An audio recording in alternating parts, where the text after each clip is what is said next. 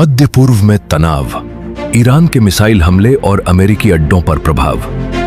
मध्य पूर्व में अप्रैल 2024 के महीने में तनाव चरम पर पहुंच गया। ईरान और इजराइल के बीच लंबे समय से चली आ रही दुश्मनी ने एक नया और खतरनाक मोड़ ले लिया। इस पूरे घटनाक्रम में अमेरिकी सैन्य अड्डे भी सीधे प्रभावित हुए। ये लेख उन्हीं घटनाओं का विस्तृत विवरण प्रस्तुत करता है। क्या हुआ, कब हुआ और इसके क्या परिणाम सामने आए। अध्याय 1, घटनाओं की पृष्ठभूमि। 1 अप्रैल 2024 को इजराइल ने सीरिया की राजधानी दमिश्क में एक हवाई हमला किया।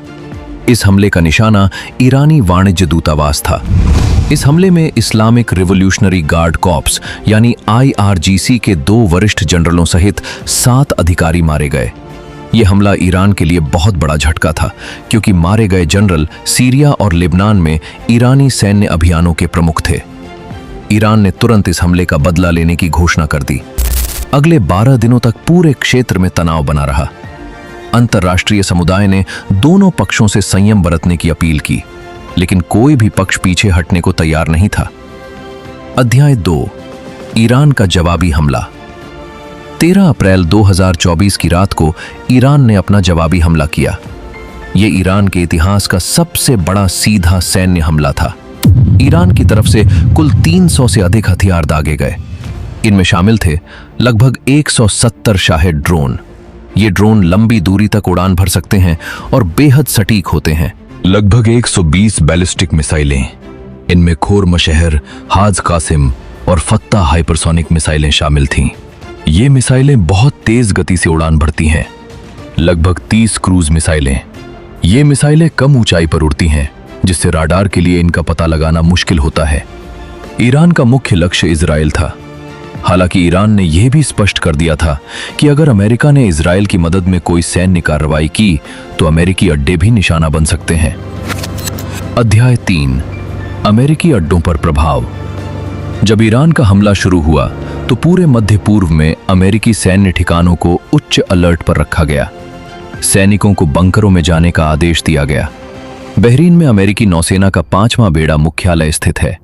यहां हाई अलर्ट जारी किया गया। एयर डिफेंस सिस्टम को पूरी तरह सक्रिय कर दिया गया। कुवैत में कैंप आरिफजान और अहमद अल जाबेर एयरबेस पर भी अलर्ट बढ़ा दिया गया।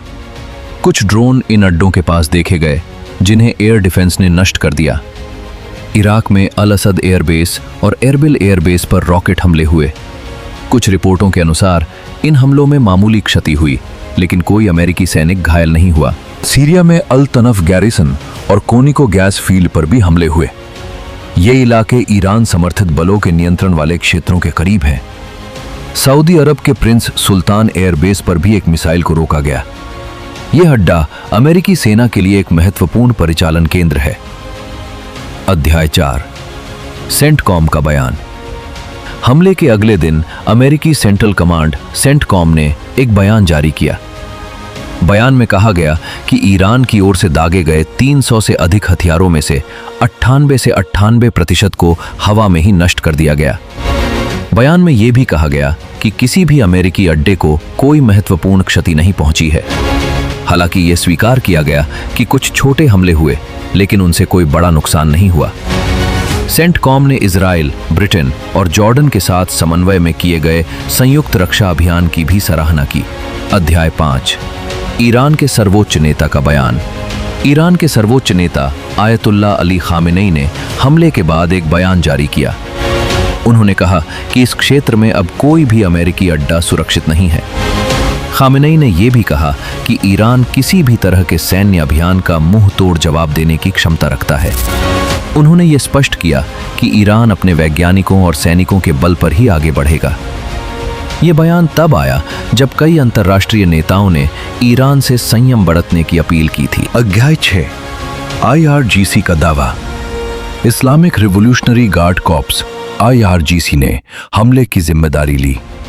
IRGC ने दावा किया कि उसने बहरीन में अमेरिकी 5वें बेड़े के मुख्यालय सहित कई अमेरिकी ठिकानों को निशाना बनाया। IRGC के एक प्रवक्ता ने कहा कि हमले में अमेरिकी रडार सिस्टम और एयर डिफेंस सिस्टम को भी निशाना बनाया गया। उन्होंने यह भी कहा कि यह हमला सिर्फ एक चेतावनी थी, और भविष्य में और भी बड़े हमले हो सकते हैं। हालांकि अमेरिकी अधिकारियों ने IRGC के इन दावों को पूरी तरह स्वीकार नहीं किया। उन्होंने कहा कि उनके पास ऐसे दावों के समर्थन में कोई सबूत नहीं है। अध्याय 7, सैटेलाइट तस्वीरें और निगरानी।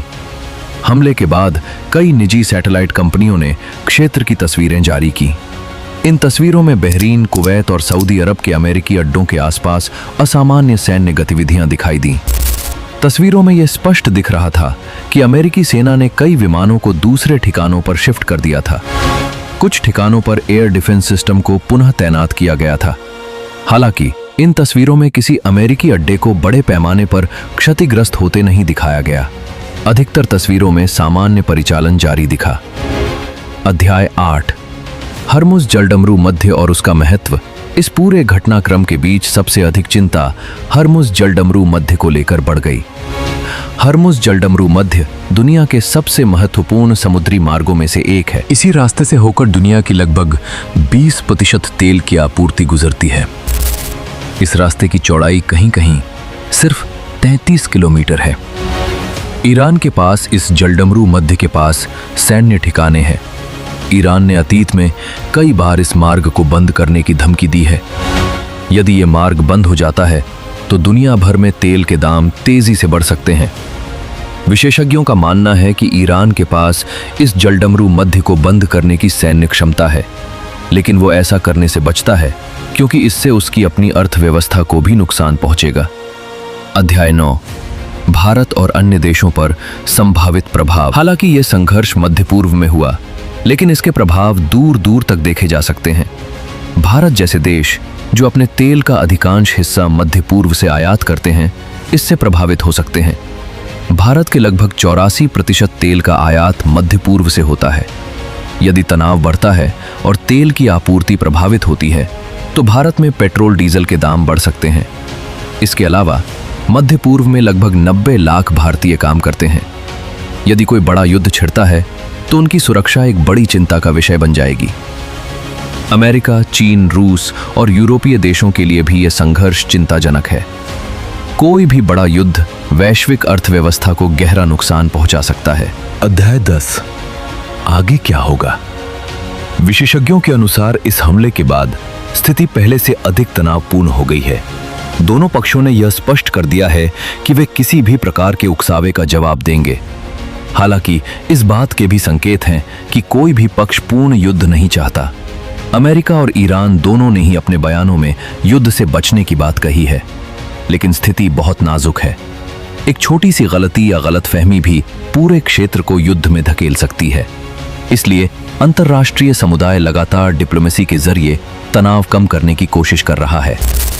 निष्कर्ष, अप्रैल 2024 में ईरान के मिसाइल हमले ने मध्य पूर्व में एक नया और खतरनाक मोड़ पैदा कर दिया। यह पहली बार था जब ईरान ने अपनी धरती से सीधे इजराइल पर इतना बड़ा हमला किया। इस हमले के दौरान अमेरिकी अड्डों को भी उच्च अलर्ट पर रखा गया और कुछ अड्डों के पास हमले भी हुए।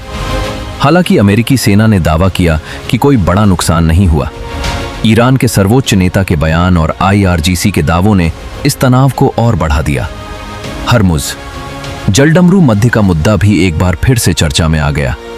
भारत सहित पूरी दुनिया इस स्थिति पर नजर बनाए हुए है। आने वाले दिनों में ये तय करेंगे कि ये तनाव कम होगा या फिर कोई बड़ा संघर्ष छिड़ जाएगा। फिलहाल पूरा विश्व एक बार फिर से मध्य पूर्व के उसी पुराने समीकरण के साथ जी रहा है, जहां शांति कमजोर और युद्ध मजबूत दिखता है। तो दोस्तों, ऐसे ही दमदार और धमाकेदार वीडियो देखने के लिए चैनल को फॉलो और सब्सक्राइब करना मत भूलना और कमेंट में बताओ कि तुम्हें यह वीडियो कैसा लगा।